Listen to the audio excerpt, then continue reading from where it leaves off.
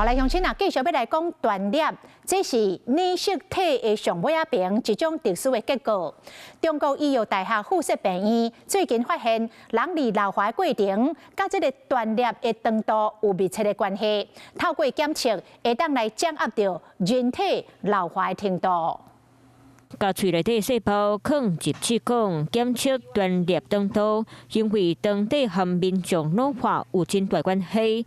中国医药大学附设病院就发现断裂愈底，细胞老化速度就愈严重。猪压的情况下，没有做很好的话，那都会影响这个染色体在复制的时候会掉得更多，掉得更多就会更加的一个缩短。健康医学中心讲，每一个人天生的断裂长度和缩底速度无同款，老化速度对对咧无同。虽然先天因素有改变，不过会当靠生活饮食方式来影响断裂的缩减速度。大于7个小时的睡眠可能会增加，比较能够减缓断裂的缩短的程度。地中海饮食和保持有氧运动，那对心血管健康有帮助，减慢断裂的速度，让每一位民众都会当健康老化。